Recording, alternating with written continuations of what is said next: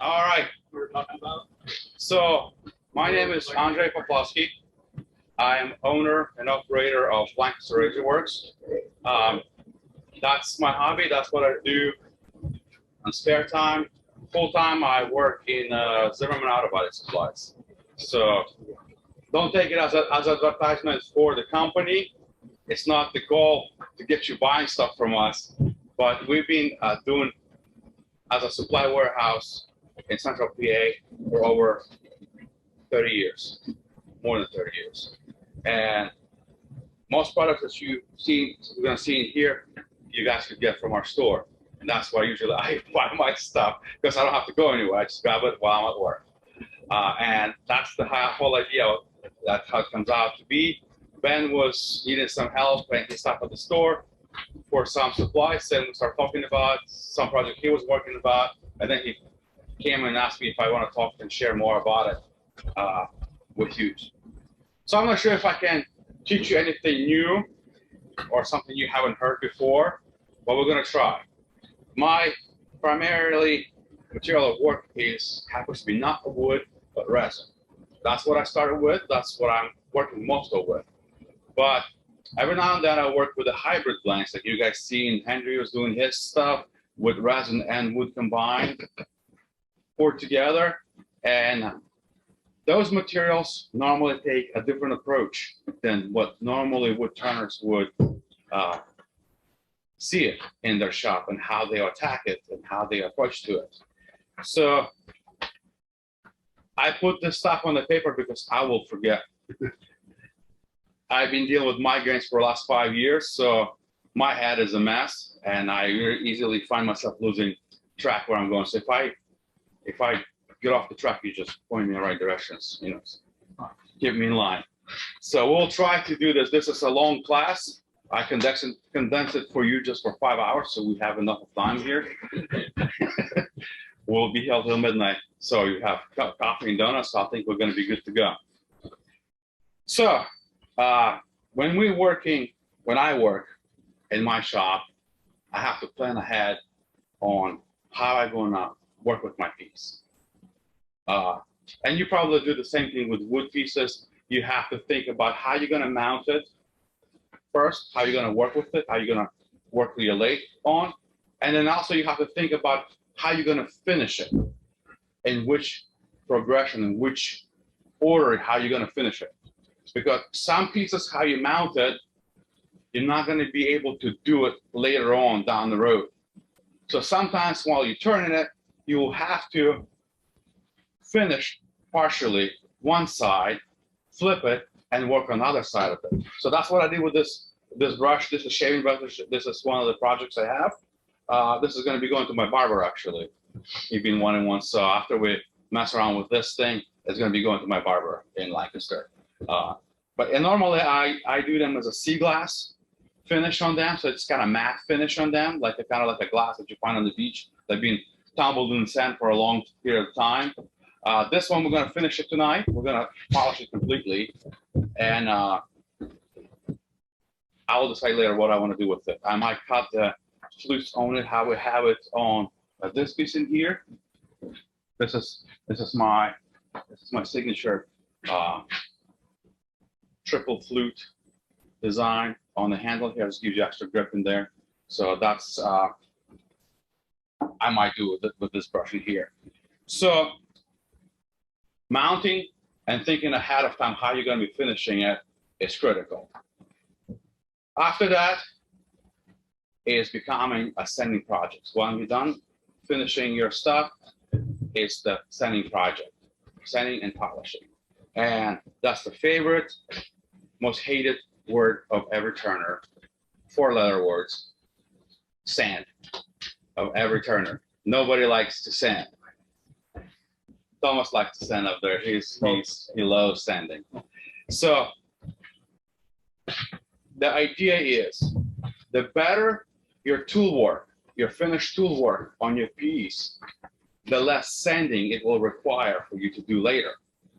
The less imperfections you're going to have in your workpiece, and the easier it'll be to work with later on. How to finish it, that piece for you, and the steps to take, you have to gauge it on the material you're working with. For example, you would see here, I brought along for you, there's a piece of acrylic that you can buy from Woodcraft, most of the woodworkers online stores. This stuff is the nastiest things to work with you can find. It's super hard, but it's super crumbly. And to work with that, you need to have super sharp tools and super high RPMs and super light touch to cut it. It sands, it stings when it sands, but it polishes beautifully. Goes to the gloss finish. And a lot of you guys probably seen these pieces around. People do for Christmas, for Thanksgiving, pen kits, shaving brushes, bottle stoppers, all kinds of stuff. And this is commonly seen in most of the supply stores. That's your acrylic stuff. This has already been turned to a round blank, same acrylic stuff. I'm gonna have to glue it up and do something else with it before I produce it. But these pieces in here, these are made out of resin. This is polyester resin. We talked about it before, epoxy resin, that's one kind. There's a polyester resin. There's all kinds of resins on the market today that requires different approach. One is you have to do pressure pot. These guys, they're cure fast, but they don't require pressure. This is polyester resin. I use Silmar 41. These will let your bubbles escape before they harden, but the timing on them is very, very critical. You have to calculate and practice the timing on them to get the stuff right, because they kick in like no warning. What do you mean by the timing? Timing when you mix your activator with the resin. So a lot of finishes in here I've seen, they don't have activator with them. They just cure as they degassing, as they usually solvent evaporates. They stink really bad. That's why a lot of people like what's this resin that everybody uses? Alumilite? Alumilite, yes. Alumilite requires your pressure pot to have to pop those bubbles out of there while it's curing. But alumilite doesn't stink, doesn't have odor. I'm sorry, please forgive my British accent, sir. I am Ukrainian. So alumilite doesn't have odor, but Silmar 41 does. But difference between them, how they cure and what approach you have is different. And these are super soft. They're turned like a butter on the lathe. And once you try it, you're gonna like it. You're gonna like it. It's addictive. The thing is, like, everybody likes a wood grain. What I fall in love with these for is the ability to mix any color you want, any color combination. The whatever you want is there. Whatever you can dream of, whatever you can come up with, it's there, and you can do it because it comes as a clear liquid. You just add your micas to it, and that's how you do it. And it's easier to work with. So that's what I like about it. So this will require a different approach to it. How are you going to polish it? How are you going to sand it? So I went and did a little bit of information in here put together for you to give you prenaps to all the sanding procedures. Sanding work for your piece in anything, in woodworking or working with resin or hybrids, is your foundation for your final finish. The better you prep it while you're working with sanding, the easier your finish is going to be, the better your finish is going to be, and the less times you will have to come back and redo something. Because you would hate to go through the entire process and at the end to find out, oh, I missed some scratches from 320, and I see them right now once I polish my piece, and they look ugly. I have to go back, and you have to go back and go through the entire progression again, and that's a waste of your time. So the more you spend time finessing your finishing steps in sanding, the less problems you will have in polishing and finishing it. So, going to the sandpaper. What I did in here, I know you guys all shop online. You guys go in a hardware store, buy your supplies in there, and that's fine. Not everybody can go to a supplier like I work with and afford to buy all this luxury stuff. But there is a pieces of sandpapers that we never see in our life, because the manufacturers playing this game when they segment a market: home user, pro user, industrial, automotive, and marine. And even those, they might come with the same trademark logo, 3M or Norton, Saint-Gobain. They are different products. And so most people never see those products and have a chance to put their hands on them, but they do have significant difference in them in quality. So I'm gonna pass this one. Then I brought my son Daniel today, so he's gonna be my helper. So I'm gonna pass this one around. You'll find a different grits in there, different quality of abrasive on that tray. Most of the stuff that you see in the stores is like an ugly dark brown sandpaper. That's the cheapest grit or abrasive that they can use and sell you for the value in the hardware store.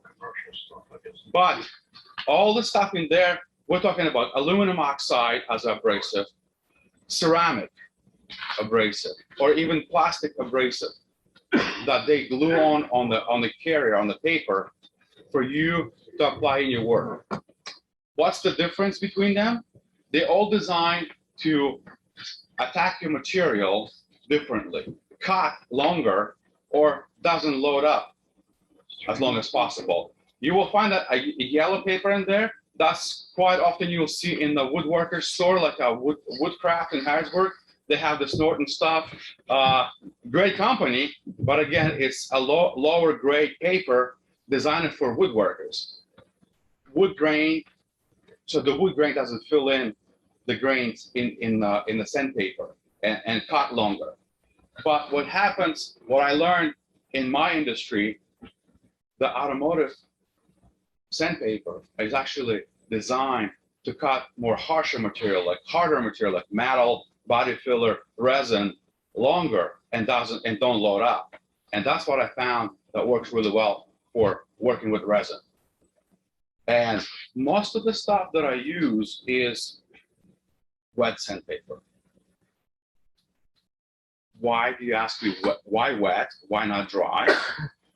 Or simple solution for that is the dust down. Keeps the dust down, but also it brings the lubrication to the process. Water is a very inexpensive lubricant, very simple lubricant to get. But also, all the sandpaper, just think of it, it comes in a conveyor belt in a big sheet of paper, and they just glue on grit on it, whatever the grit they make. And it's the small grains that needs to stick to the glue. And sometimes those grains fall off, especially when you put the pressure on it while you're sanding. Those pieces have a tendency to fall off. So when you use water helps to knock off those pieces from your piece of work, and so it doesn't give you a gouges on your work. They keep your consistency in cutting. So the scratches that you see on your piece are consistent, more consistent than with the dry paper. And plus, it helps your paper not to load up so fast. Therefore, you're not wasting or spending much of the sandpaper that you pay your money for. So what I did today here, okay, so I'm gonna look on Mike here. We talked about it, different grades of paper. We talked about cleaning your dust and debris while you're working, and that's what I do when I sand this piece. I go through the progression and I keep on rinsing my paper. I get the debris, sanding debris off the piece, and off my paper at the same time. And so I try to wash any granulars of the paper that comes off. Yes, Tom? Do you have to change water as you change grit? No. It's all just sinking. Yeah, the grits will just sink in, yes. So you recommend it for Woodturners to go with the more expensive paper? So, you know what I'm saying? You're talking because you use resin and acrylics and whatnot. You're using the stuff for mechanical. Do you recommend that same? I would for recommend, Woodturner? because we have customers that buy our sandpaper for woodworking, including Kaufman Kitchen. The whole story, and you probably heard it before, you get what you pay for. So the more expensive stuff will get you not only more expensive stuff, but it gets better performance and longer lasting material, like longer lasting tool that will cost for you. The cheap stuff will go more through it faster. And the simple packing here, I just brought it here. Some packs in here. This is just like a small, like most of what we do, we're focusing as like a wholesale warehouse job for the shops. They buy boxes, cases, skids, and pallets of stuff. But we have a walk-in customer base too. We open for walk-ins, and we have small packs for walk-ins. This is like a 5 packs in here. And you look at this stuff, this is like about $16 for a 5-pack, and it's gonna last me forever. I keep it in my shop. I just cut a small strips of it, and I cut it more after that. This is $40. This is Meguiar's. You see Meguiar's at Walmart, but it's not the same. It's not the same Meguiar's you see it at Walmart. It's the same Meguiar's you can see in AutoZone. Not the same Meguiar's you see at our shop. Maybe you find the sandpaper that is same thing, same part number. For example, this polishing here, I'm not sure if you can find it at Walmart. This is more like a professional grade, but they do have a Meguiar's stuff at Walmart. Not the same stuff. It's not made to do the same thing, and it's been proven once and once again. But looking at this stuff in here, this is 16, this is 40. But if you start calculating, this takes 2 pages of that to this piece of that. This is 25 sheets in here. This is only 5. These actually comes up cheaper than this piece per piece if you start calculating. That's amazing games to play with. But anyways, you get what you paid for. And I learned that long time ago, and I'm not even fussing around going to hardware store buying their stuff, because I know it's going to be angry on my finished work when I see the ends of it. Because quite often I see the gouges from inconsistent grain in that. It doesn't matter for the woodworkers, like for the working with like a home project, nobody cares. And a lot of pieces of wood, the guys working, I was astonished when I started learning about this stuff. A lot of pieces finish like 600 grand. How fine do you send your pieces? 2 grand. Thomas is a good man. 320. I'm stopping at 320. 220, 320. This piece, my prep work was finished with 220. I stopped in here, so I just don't have to bring the dust collector in here or any safety tools. We're going to be starting wet sanding right in here, so we don't have to do much with that. Can you buy that paper online other than just going to your store? If so, what's the name of the paper? You said one was Meguiar. What's the other? Meguiar's, you can look online. You can see if you can find on Amazon. I can get your part numbers from here. Normally, they don't sell the stuff online. Okay. Normally, they don't allow to sell stuff online like this, industrial stuff. You might find same manufacturer, same grit, but it's not going to be the same stuff. They do this direct distribution. That's how they do it, unfortunately. And if you want to buy online, we can sell online. We can ship non-hazardous materials on UPS or mail stuff. We can do that. Okay. Where are you located? Lebanon. We're even delivered to Lebanon. We run delivery trucks to Lebanon. We can't cover central Pennsylvania pretty much. But that's, you can talk to me later about this stuff. We can figure it out. Where's your store? My main store is in Ephrata, but we have store in Mechanicsburg, York, and State College area. Where in Ephrata? If you know where's the Woodcrest, Woodcrest Retreat, same road, Glenwood Drive, 728 Glenwood Drive. Hinkletown. Yep, Hinkletown, right there. So Club discount, right? come and see me. I actually, the funny thing about it, I do IT in the shop. I started actually when I came to this country like 21 years ago. I knew nothing about the business. I have medical education from Ukraine, but I came to the country on Thursday, started working on Zimmerman's on Monday. They put me to work quick. And I worked every possible position up there, but including sales and mixing products and whatnot. But I do IT and graphic design now. That's my cup of tea. That's what I do every day, all day. But this stuff I want to do when I grow up. Is this ice ceramic? No, this is hybrid. It's some kind of synthetic finish. Really good. It actually dry ice up there. You can use wet or dry. You should probably try this piece out. Make sure. You can have it. You can have it. Anything you like on that tray, you can have it. But I don't think there's a. I didn't put the strategic papers in there for anybody. But if you want to try something, let me know. So we talked about why wet, lubrication, and better and finish for your product. CA. Let's talk about a little bit CA. And you probably guys knew details of working with CA finish, but some of the stuff I talk with my friends in the Facebook groups, the guys that do turning and finishing on the resin and stuff. CA finish is basically your glue. And what's neat thing about it, it's easy to work with, easy to apply. Well, easy, it sticks to everything. It creates a mess. One guy gave me this idea, and I don't know if you heard of it or not, using a towel and put some linseed oil on the towel. You would think it's going to be completely counterproductive. He said he's not have to use any acrylic with that. Oil on the towel kicks in the polymerization process in CA glue. Plus, it doesn't stick to the towel then. Well, when you apply it. So you kill two birds with one stone. You don't have a sticky mess on your hands. You don't have your gloves, your finger skin attached to your piece of work, and it kicks in right away.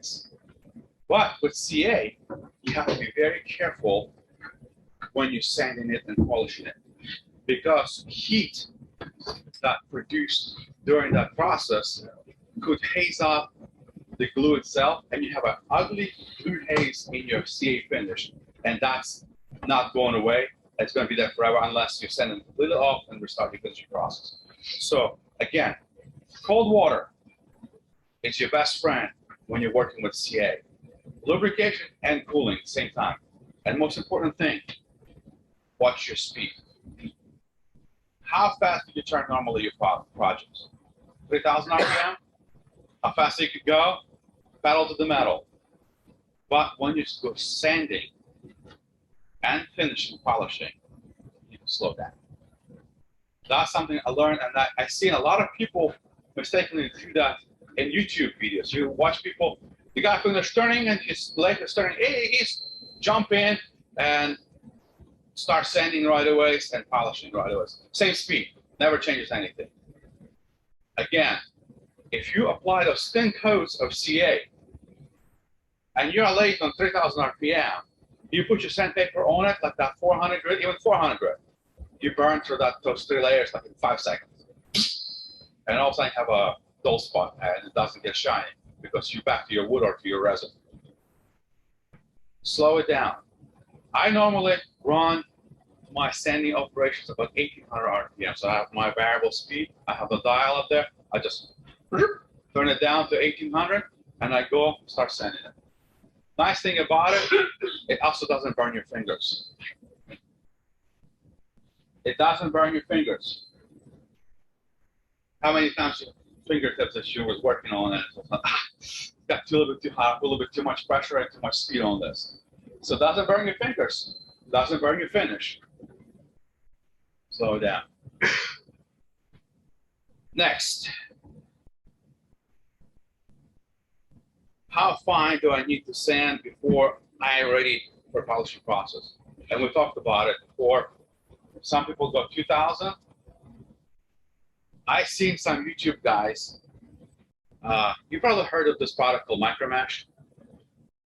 Those who work with a little bit of resin, Micromesh. It's a small little pad, similar to this piece in here, but it's glue on a piece of like foam, different grits of sandpaper. Basically, they apply that. Flexible, nice to go in concave, balls, anything flexible. It works really well. Micromesh comes with half the size, and you have maybe like 18 pieces, doubled each grit, and they charge you like $30 for that. And that micromesh goes from 200 grit all the way to 10,000, 12,000. Well, I looked at this and I say like, okay, so we're going sending something to 12,000 grit. We have beautiful piece at the end when we're done with 12,000 grit. And then we go to polish. But if you ever take your bottle of polish and look at the instructions on them and descriptions on them.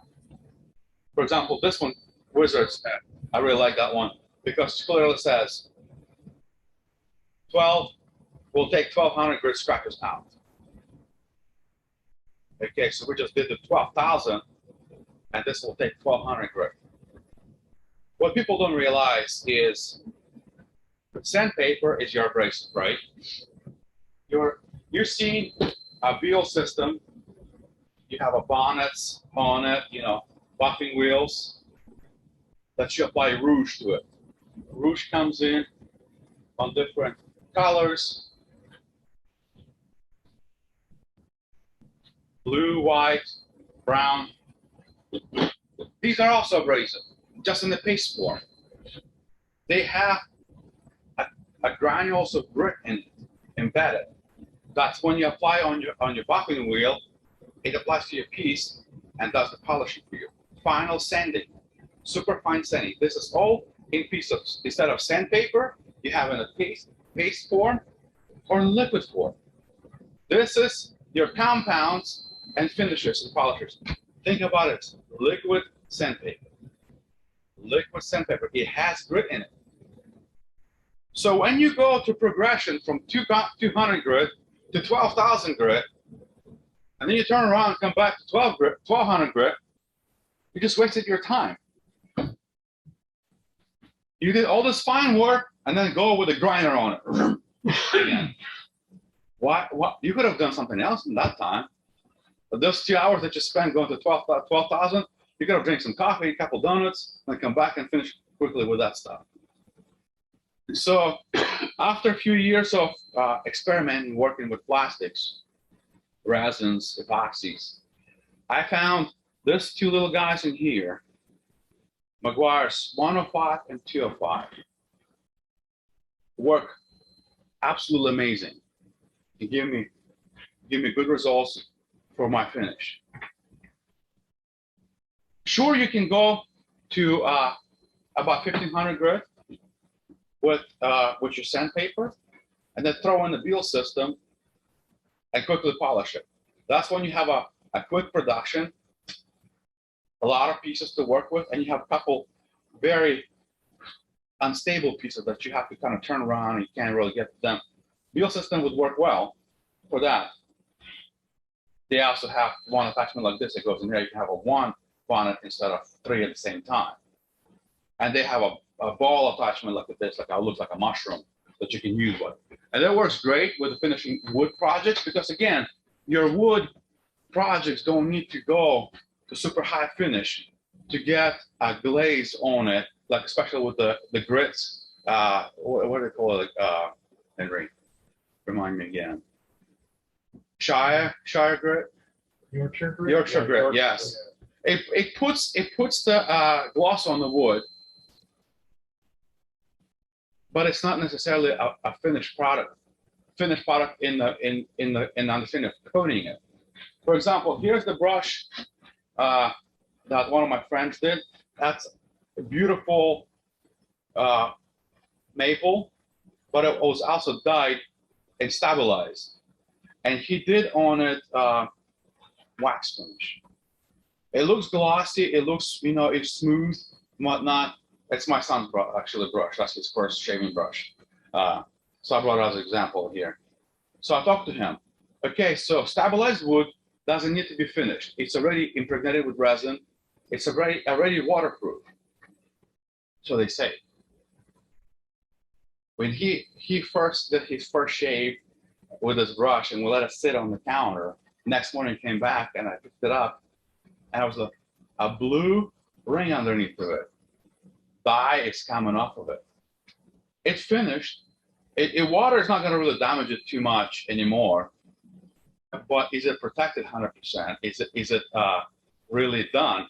Henry's ball looks awesome. It looks glossy. It's finished. Has a coating on everything. That is protecting everything, and you can work with that layer instead of working with your piece every time sanding it. So I went and I have a piece of same stabilized maple. It was not finished, and I brought this nature alcohol in here. Let me just see this. Now when you spray it, it looks like it's glossy, like applied stuff. But when I take my rag to it, you can still see the blue dye coming off in here. If I pass it on around, you can see the blue dye coming off of it. It's not completely protected. That's why I talked about applying some kind of finish on stabilized pieces or your hybrid pieces that encapsulates it all, and you finish it that using this technique in here. That will guarantee you a beautiful finish and protected piece that will not crack or separate later.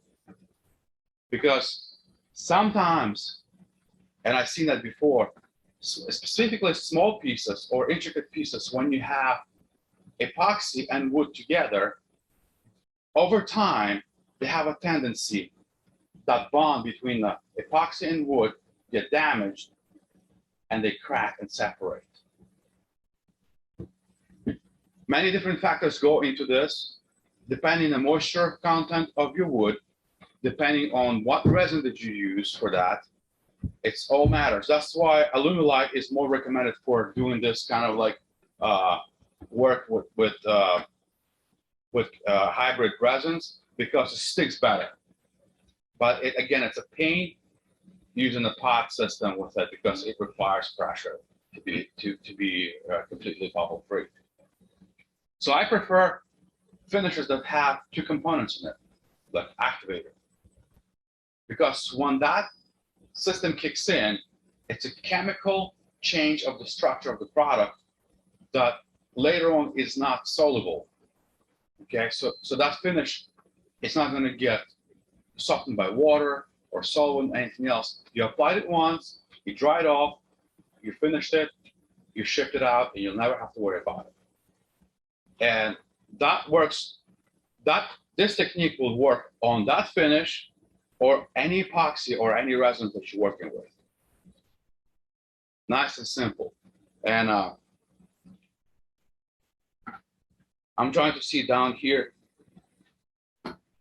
what we're doing. Normally, I finish up my projects 1500 grit if I'm gonna throw it on the wheel system and the buffing system, or I will go to 2500 grit when I just do polish after by hand. And why I don't always like wheel, because I notice it still leaves a little small scratches on the surface. The final piece on that wheel system here is just a cotton wheel. There's no whatsoever, no compound, no polish, just cotton. But it's still too aggressive to the plastic or to the soft finish you have that will still leave a microscopic scratches on it. And what I normally recommend when you guys working with your pieces and you're polishing it, many of us using extra set of eyes when we work with it. And we not always can see really well that piece up and close and personal, but those scratches will magnify later on when the piece is still finished curing, and you will see them more later on. So I recommend go to Hazard Freight and buy yourself one of those watch glasses, like a magnifying shield that you can drop that really magnifies piece, and you can look and inspect it really well up close, so you can see your finished product. That is really helping me in my finishing to see my imperfections if I can. But again, it depends how fussy you are. So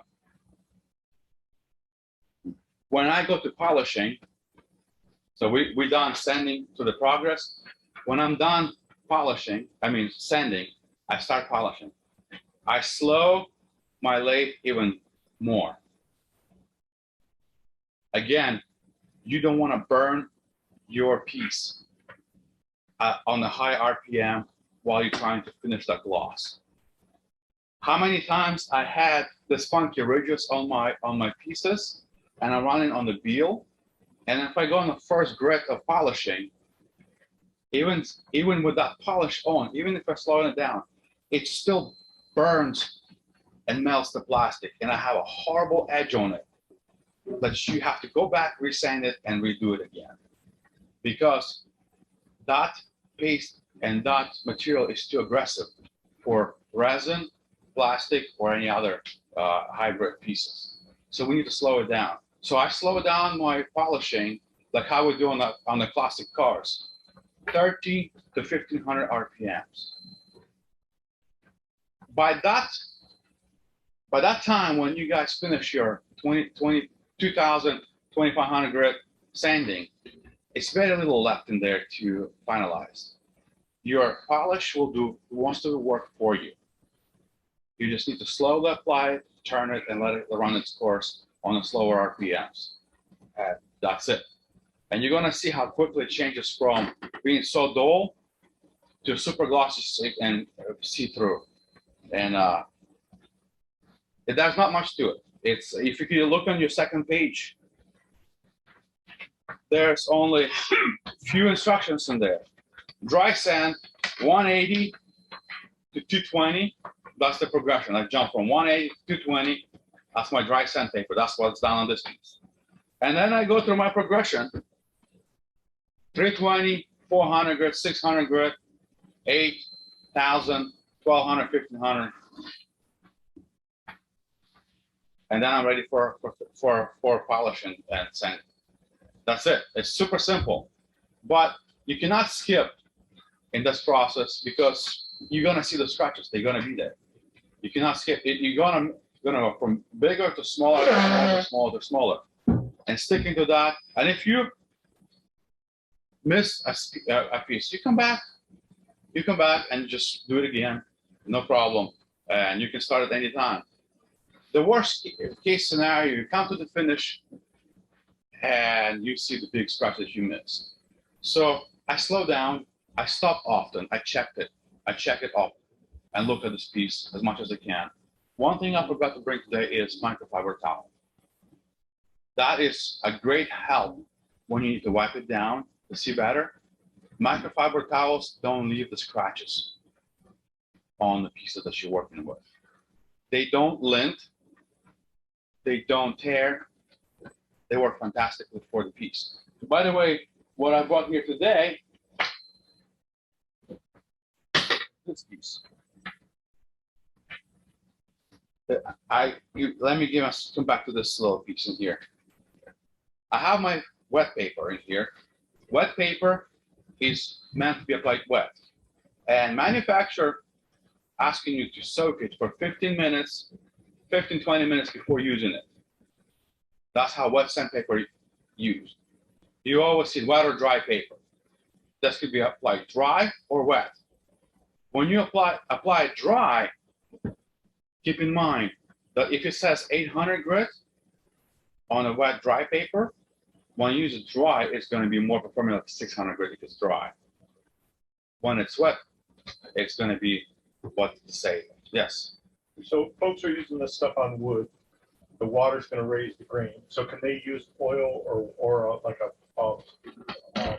mineral oil with beeswax mix or like a lubricant compound? For wood, you probably don't even have to use wet. For this pieces in here, for stabilized pieces, I use alcohol. I use alcohol to rinse it off. You can use water on this one. You just have to dry it before you put the finish on it.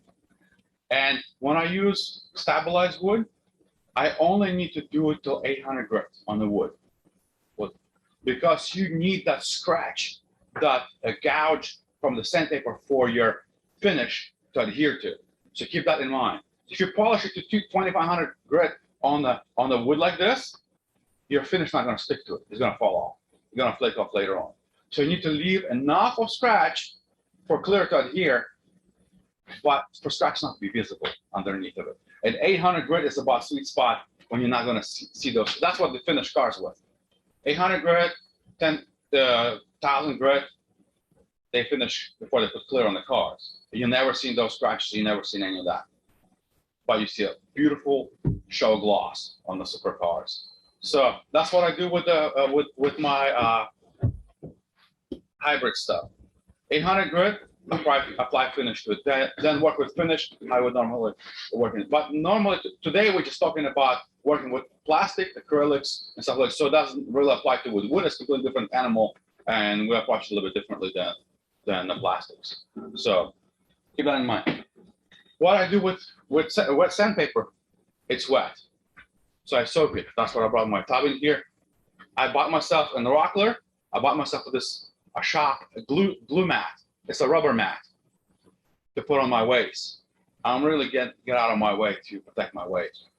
So I used towels before, like my wife's towels from the bathroom. She was hanging with me for a little bit.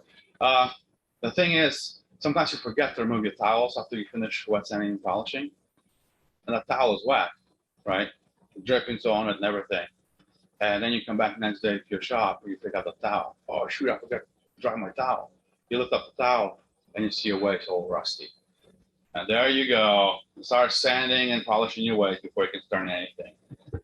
It's not good. So I bought myself a little rubber mat in here so it protects my waist and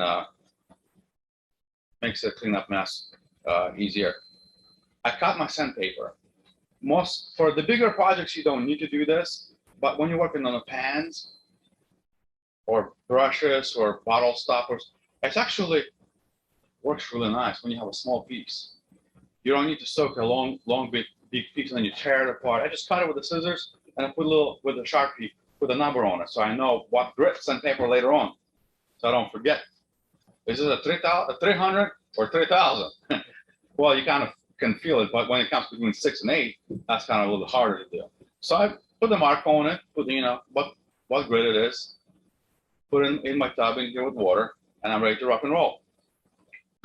When it comes to polishing, I use, sometimes people talk about towels, they talk about bonnets, like bopping pads, wool pads. Tom one time talked about socks, or his pajama pants. Don't have pajama pants. You're never coming for a sleepover. That's all I'm saying. You lost your opportunity. The wool sock would work, actually, because it's wool. Same thing when they have wool polishing pads for cars, for clear, wool materials would work. But what you're running in the problem with is your safety. When you hold a piece of material, it could easily wrap around your piece and rip off all your fingers up to your elbow on this 3000 RPMs. So I don't recommend that. But having this small piece in here, in my hand, the worst things could happen, it will get yanked out of my hand and sucked in right in my dust collector. That's all is there. I just bend over, pick another one. I have a jar sitting with them backups already wet. And that's it. And the funny thing is, this paper could be in the water days, weeks. It doesn't disintegrate. This doesn't happen to it. It just stays like that. It's just ready to go. So I have a couple small pieces pre-cut already, and whenever I need to, I work in the multiple pieces. I drop them in the water, let them sit while I'm working on it. So easy peasy. For polishing, I found bonnets. It's a little bit cumbersome to work with. Pads are a little cumbersome. In the shop, we have this thing. Some people say, like, I use a towel, like your regular Downy kitchen towel. Well, that thing, as soon as it gets wet, it disintegrates. It goes to smithereens. Plus, those are still super scratchy. If you ever wipe a hood of your car with a paper towel, just clean up a piece of dirt, you'll find out you maybe wipe out a piece of dirt, but you put more scratches in it than you would like to have. These towels in here, I found in our shop, these are meant to apply a final wipe, like alcohol wipe, to finish piece before you get paint. Those are lint-free. They don't leave lint on your piece of work. And they are super soft. But another cool piece about it, I'll pass them around. If you guys want to take some of them with you, more than welcome to have them. Is that just a regular shop towel? No, it's a special prep towel, different than shop towel. These stuff, if you make them wet, you can't rip them. You can't rip them dry, you can't rip them wet. You will have to work really, really hard to rip them. There you go. But that's a lot of force to take and rip the towel. So what I do, I cut myself a smaller pieces of the towel like this, and I just fold them to the fuzzy side. And I apply my polishing here, and I just apply it in here. Again, if it gets wrapped up or a piece grabs it, it flies out of my hand and goes right in my dust collector or in my trash can. I don't care. I grab another one, reapply, and off I go. Simple and easy. No wrapping socks or pajama pants around your leg. Not a whole sock, it's just a piece of a sock. We don't know. Not a whole pajama pant either. Yeah, not a whole pajama pant. I never So wear pajama pants at the leg. you basically got the idea what we're doing in here, why we're doing the way. This is how I do my stuff, and some people might do them differently. But I just wanted to share with you the reasoning why I do the way I do it, and why I use materials I use. You know, you can find all kinds of ideas on the YouTube, but some of them is just scientific method of poke and probe. I tried that and it worked for me once, and I'm gonna share with everybody what I did because I have a video camera and YouTube channel. This stuff we've been using for years in the shops throughout the world. Same technique used on the show cars. And you know that, you know, Las Vegas car show, they don't just let anybody in there, but they have a top finish product in there. So if you can recreate a top level finish on your piece that you're working, that will be comparable to a show piece for Las Vegas, I think I would be going to be in a good shape selling your products or even presenting your products to people or friends. So let's quickly do this. We have another 10 minutes, so hopefully we can do this quick. We'll try to get this. Let me just sort this stuff out here quick so I can just go through progression. And the thing is, when you go on 1800 RPM, it doesn't take too long to do this. It doesn't take too much of effort to do this. You don't need to put a lot of pressure. You just let the paper do its job, and that's all that's there. So, without further ado, whoa, what happened here? Ah, we lose. Gotcha. We have a key. Key to success.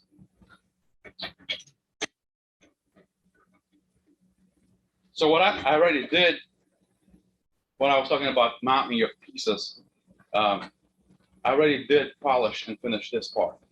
It's ready for polish pretty much in here. And this inside of here, customer will never see. I can easily finish in the wheel system and customer will never see inside of it too much. This part, that's what I worry about most.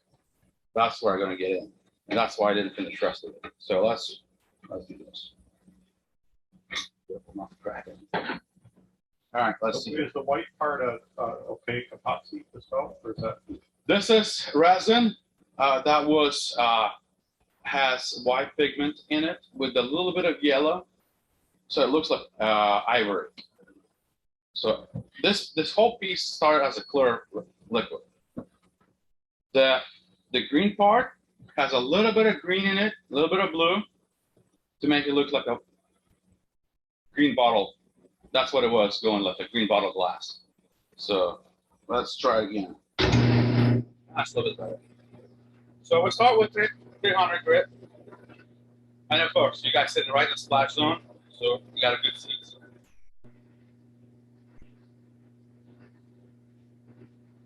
Always green part attached. Right part, is that a bond line or? Sometimes I do bonding. This was poured when it still was curing. So it's actually naturally, it's the same material, but it's naturally bonded together. I poured the white piece up when the greens were already kicked in, but it still was not hard, it was soft. So the solvent fused it together. And I don't have to glue it at all. Why are you turning these? Why don't you just create silicone molds? Why aren't you just creating silicone molds for these instead of turning them? Because I want to create, every time I feel like create a different shape, I Are create they a all different shape. individual? Yeah. Yeah, those are usually whatever comes to my mind at that time. Of course, there's only so many shapes you can do out of cylinder, geometrical, but you know, still use your imagination to do what's comfortable in your hand, what works there, what haven't been done yet. And there's a lot of turners that do just specifically brushes. I have a lot of friends that just do just brushes, and there's always competition talking about, you know, don't do my shape. This is my shape. This is my thing. You know, this has already been done. Well, this one nobody touched it yet, so you can do it. You know, so it's always things like that. There's something. Oh, this is a proprietary. This is somebody else did it. Gillette did it. Oh, Gillette is that, so you can do it. Oh, okay, yeah, I'll do it. So that's always stuff like this. But yeah, having this little square allows me to use my finger contour with intricate pieces in there to get in the little crevices that I need to get. But also, like this, for example, this piece where I actually parted them, I can bend in half the piece and go right in here. Makes it easier. Makes it easier to get a piece like that or slices like that. To get the real fine sanding and get those chisel scratches out that you need to get out.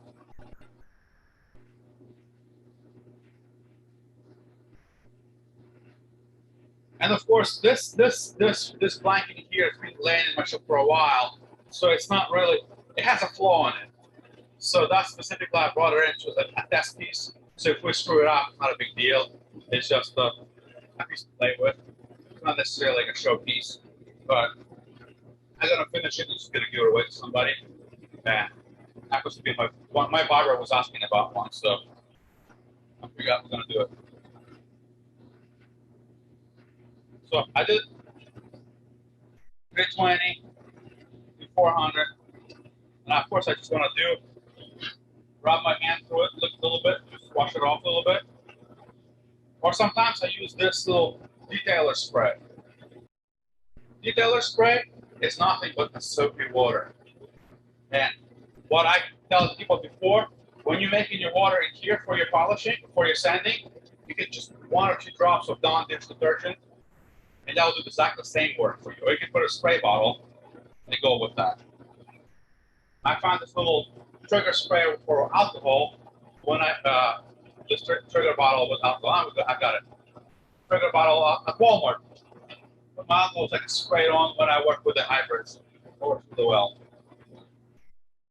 So we're gonna go 400 grit now. We're getting the best view from the overhead cam. Okay, all right. I see it now and there. We're not seeing your face. So. Nah, nobody wants to see that anyway. We'll take a picture there.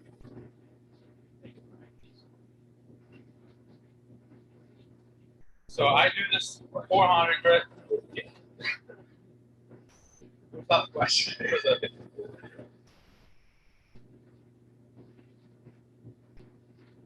And again, making the small pieces of paper like this, make it nice, more maneuverable.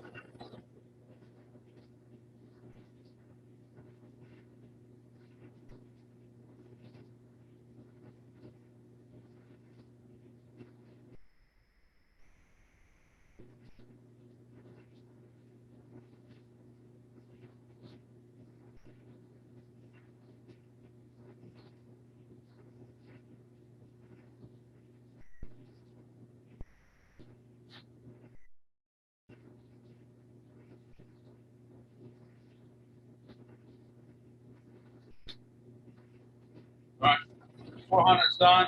Next thing is 600.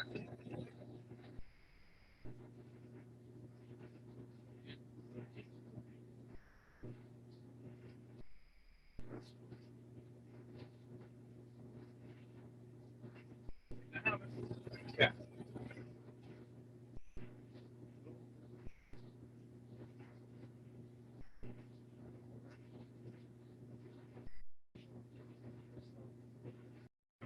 Yes, 600. So the funny is, the manufacturer, they make them in certain jumps, and even between the industry, you'll find that the jumps are a little bit different. For example, woodworkers, you would see 120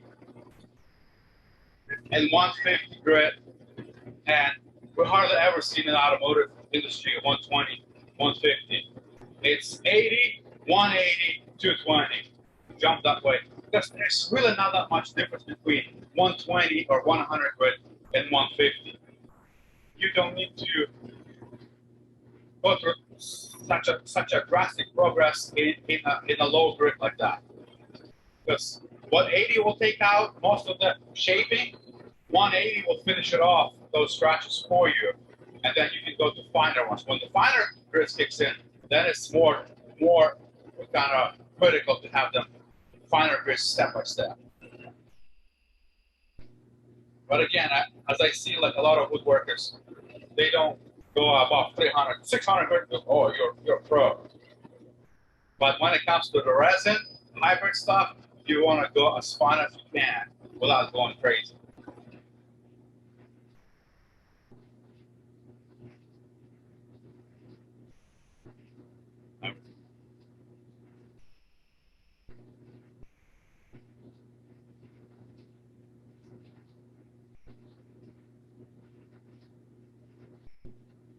Again, just for time's sake, we're just going to quickly go through all this stuff and we.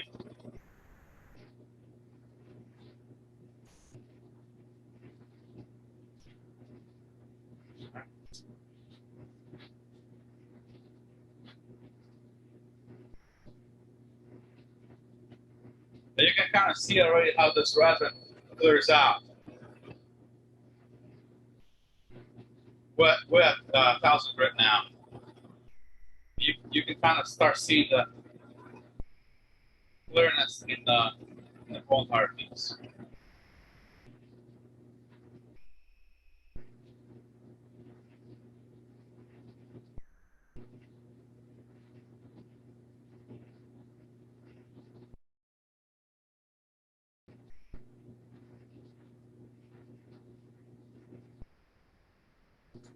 Comment for the Zoom audience, your piece appears to have a slight wobble to it on the camera. It does. Here live, it is not wobbling at all. It's a little bit, but not much. That's the reason why I brought it from home attached to my chuck instead of reattaching it. Because once I finish shaping it with my tools, I want to keep it on the chuck without repositioning it, so it not just too much of vibration. At this point, when you finish shaping it with your chisels, it's not as critical anymore. You can reposition if you need to, but for the sake of reducing the vibration and make it a little bit nicer finish, I have a tendency to leave it on the piece and just work with it.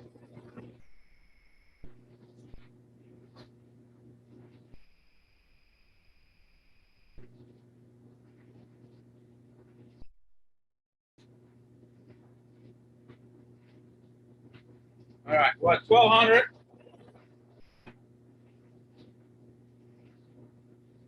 And remember, like when that one of those compounds said it will remove 1,200 good scratches.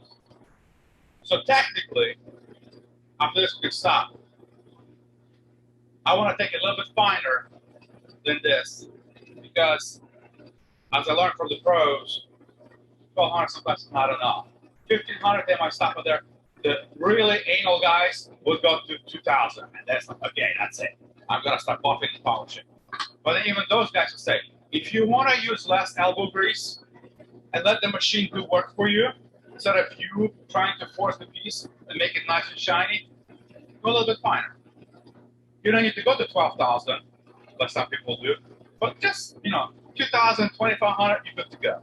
Then you can stop.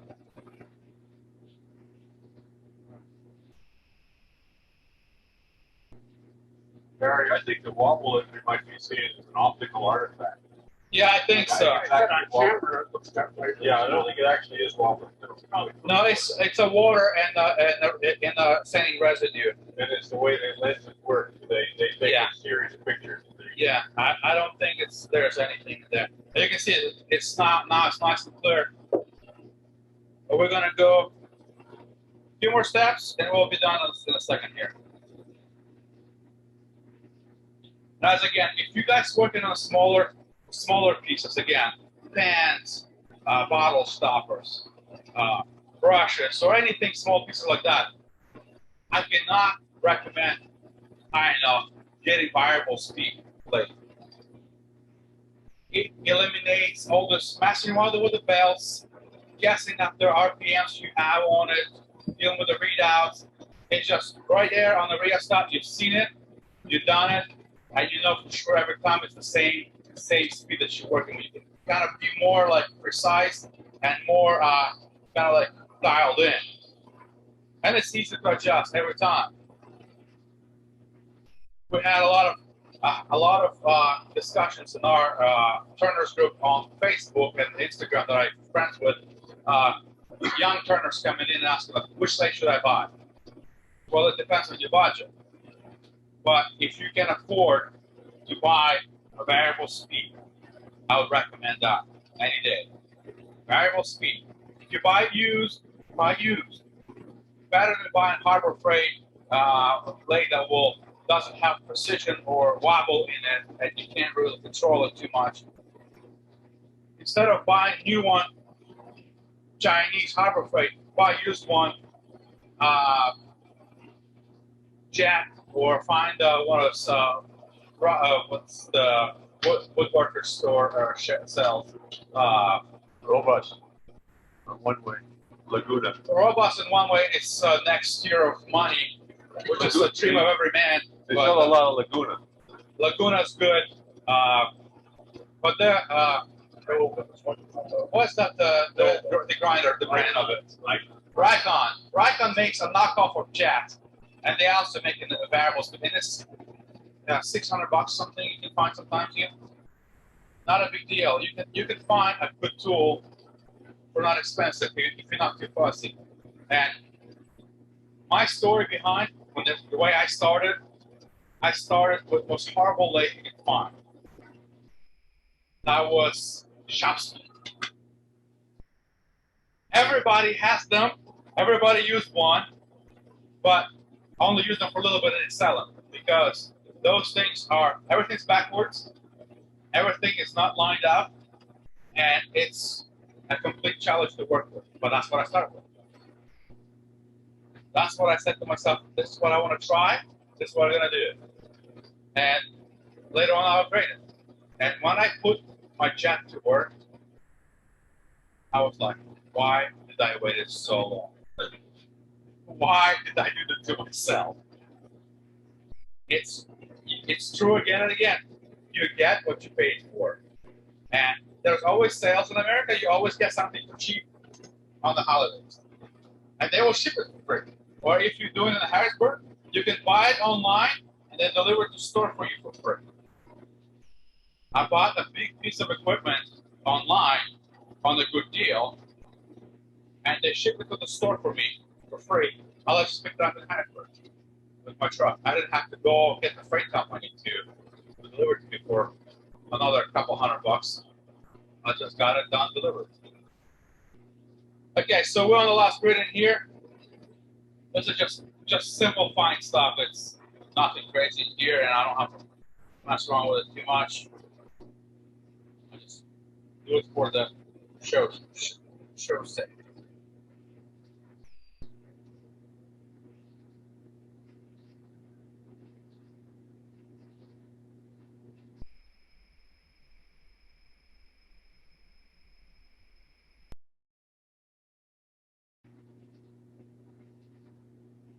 And I hate to admit it, even though I'm Ukrainian, I'm kind of rushing it.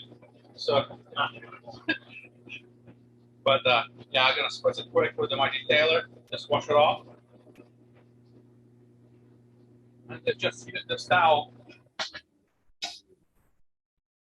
to wipe it off. Andre, on these blue towels, is there a front side and a back side? Yeah, there is one fuzzy side. I prefer using fuzzy side That's for my lighter. polishing because it's a little bit more like a woolly side. Do all auto stores sell this? Yeah, a lot of if you ask for a final wipe towel, Final white yeah, towel? finish prep towel, which is this the blue ones that you have. This box is ugly. It's been to many shows. Prep all. It's MDI 95014. It's the part number for it. That's.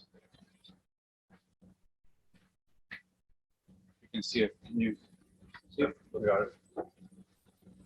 Prep all 95014. That's a good brand, good quality brand, and a lot of places, automotive stores have them. Okay. This Ben was looking for something small. He doesn't need such a big box. It'll last him forever. They have Prep All White. Basically the same thing. Reason why we got the white one, we didn't have them before for years.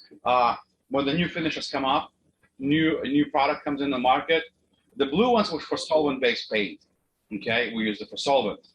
They're solvent resistant, water resistant.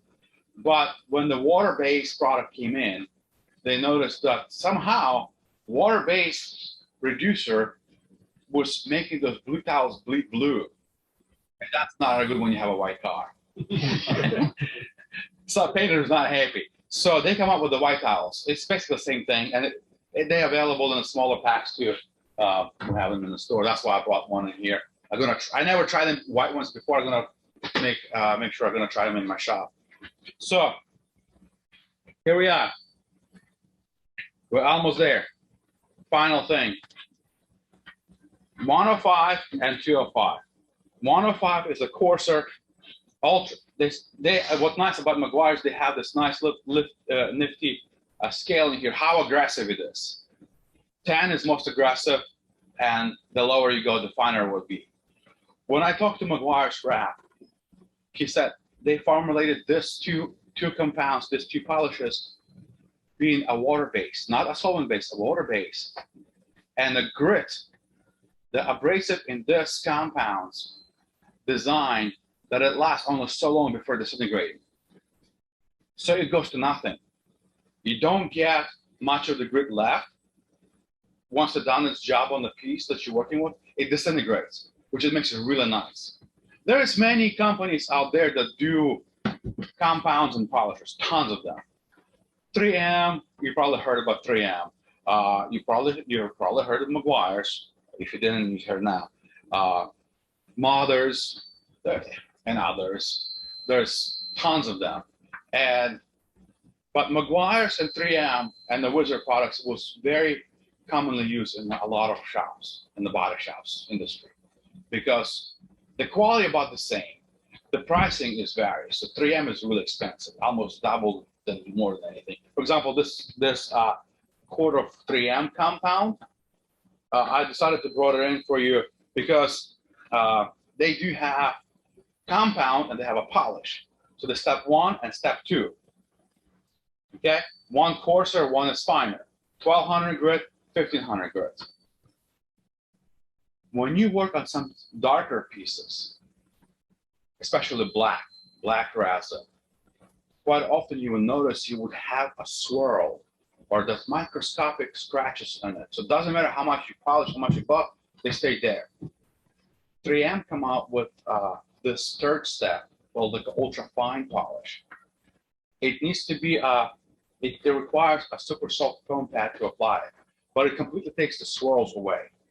So Lancaster County buggies and black bumper cars are notorious for those swirl marks from the buffet. This is the only thing on the market that takes care of that. That's why I wanted to bring it. But this is $60 for a quart. When you have, this is $20 from Wizards. $22, I think, last time I checked. Does the same thing, like step 1 and step 2. Only if I need to run in something black and I have a really horrible time, I have no way to do anything else, but I have to go to this and I have to pay for that. But most time, step 1 and step 2, that's all you need. Compound, 1200 grit, scratches removal, and fine polish, 1500 grit. That's all you need for most of your pieces, and it's going to be nice and glossy. So this is the same thing in here.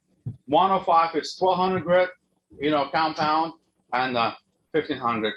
You can see the arrows is much less aggressive on that. So we're going to run this stuff quick too. What I did in my shop, instead of messing around with this kind of like a lotion type of bottles, I hated that. I got one of those ketchup bottles. I dumped all that stuff, shake it up really well, dump it all inside. I can see my levels really well, how much I have of it. And plus I drop in to a nice big opening in here, a marble. Because when this stuff sits on the shelf, it separates. So you have to come back and shake it up really well. And that marble in there, like your spray can, really mixes that stuff in there like a mixer. Comes out of there shiny as hell, that marble. That marble? Oh man, that marble is like dog something, that you know. So we're gonna try to do this. All right, so I have this, and also I can really dose it, Oh, of course, we're just gonna come up with, because I haven't used this for so long. Whoa, we'll have a little bit. That's why I use this, man. Don't need much at all. Tiny bit. I think this is already too much, but we're gonna use it anyways. So this is stay to the side. You don't want to compound on your glass because you already tried to wipe it down. You're gonna have instead of +1, you're gonna have +3. I kind of smear it around, put it in there, and again, the same thing as a small piece, not like a sock or pajama pants. If it flies out, it goes out. I can get another one, and also it goes everywhere. Whatever you need to, any crevice in the piece that you're working with. If you're jealous, I can get you a pair of pants. I have some. They've been cut off for pieces for shop. It's so sad to see you guys struggle with it. Then, when I need to get in real fine places, I can turn around, take it out, fold it this way. Did you guys see it? Yeah, over here. I just stretch it out and put it in there in between. That's the blue shop towel you're using, yeah? Yeah, that's the blue shop towel that we've been throwing in here.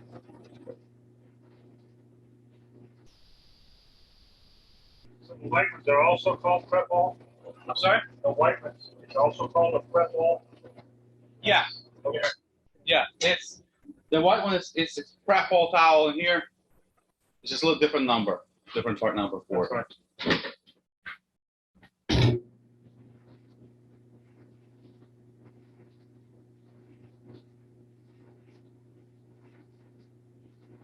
As you see, I'm not really getting into everything in here.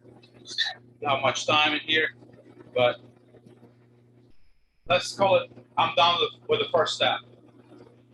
Taking the next piece. That's the final polish. Huh? You need to rinse between grits. I already wiped it with a towel. There's nothing in there, and it disintegrated. So that's another beautiful piece about it. You don't have to. And with this compound, you don't have to worry about it. And when same thing on the cars, they don't rinse. They might wipe it a little bit if it's splatters are all over the place, but in this situation, I don't. It's disintegrated.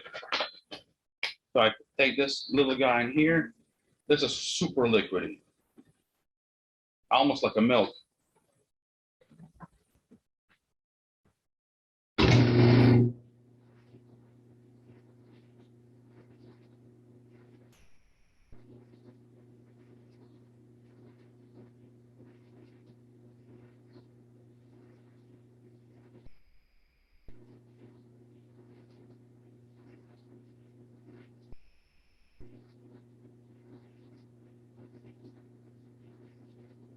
Same process. It's soaked with a compound. And I don't know how good this compound would be right now. I had it in my shop over the winter and it froze. I would reshake it afterwards. That's why I have new bottles in here. But I still want to try to see how this is going to behave in here. We'll find out here shortly. I don't think it's too shabby. Even though I didn't really put too much hard work into it, just sitting and fucking with you and gently rubbing it. Maybe I'll give it 3 wishes or something. And when I'm done with this, I just complete final clean up, just a fuzzy clean spot. No compound on it, just gently wipe it off.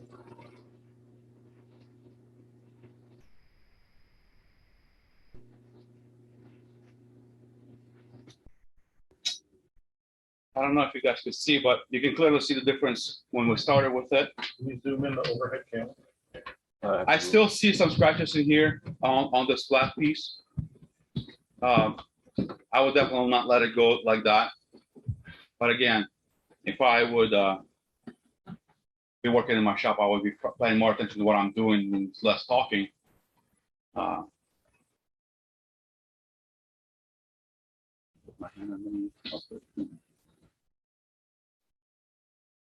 Yeah, you made it like glass. Yeah, and that's the whole idea was with this pour of blank was make it look like glass. And I normally finish it off, actually go back after polishing, I go back about 1500 grit dry, scuff it to make it look matte, to look like a sea glass. But sometimes I just leave it like this and I cut my, like this, for example, this is the same idea, just different top, you know. Switch to the overhead again. Same idea in here. It's the same kind of idea of the clear bottom and opaque top, but I cut in flutes in there, and the flutes kind of like matte finish. So I leave everything else glossy. Kind of have a contrast finishes in the handle. It looks cool. It gives function to it and uniqueness to it. So I don't really have to finish the grooves because sanding is a 4-letter word. It's sand. It's hard. It takes time, and you know, if it looks cool already, I don't need to waste most of my time. But this one I might resand to make it more matte finish. We'll see. Sometimes I can do it backwards. Sand most of the body and then polish the grooves. Polish the flutes and do it that way. Yeah, fine. What are you putting the flutes in with the rotary tool? I actually have, everybody does it differently. Some people do the jigs and whatnot. I just have a mill. I don't have time with the rotary tool. I just put in the mill. Some people do like a CNC router type of deal. I don't have enough money to buy a CNC router. I'll be quick solution for that. But I just use a mill, just a little mounting. Yeah, this is like not 100% how I would let it go out of the shop, but at least gives you an idea. You don't have to go to 12,000 grit to get a glass looking piece and final polish. That's a great demo. Thank you. What are you gluing the brushes in with? What kind of glue? The bristles? Yeah. I use epoxy. I use two-part epoxy. Yeah, marine grade. Some people use marine grade. I don't like marine grade. It kicks in too fast and it gets too hard. So when sometimes you need to repair. If you're full shop supplier of shaving stuff, sometimes you have to repair or replace stuff in them. And one of that stuff, marine epoxy, when it kicks in, it's a bugger to get it unstuck. And they not made to be easily replaced. But there's a way to do epoxy to something not to pop it out. Otherwise, you have to cut it off, completely destroy the bristle nut, and Dremel it all out, which is like a really not fun project. And you can easily damage because, as you can see, there's less than a 1/4 inch thickness on those walls, and you can really booger up with Dremel.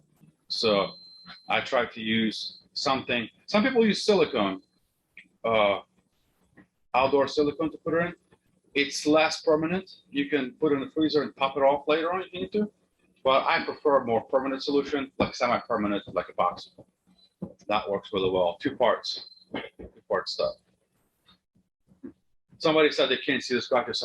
Maybe I'm too fussy, but I see scratches in there. It drives me nuts. They're on your glasses where the scratches are.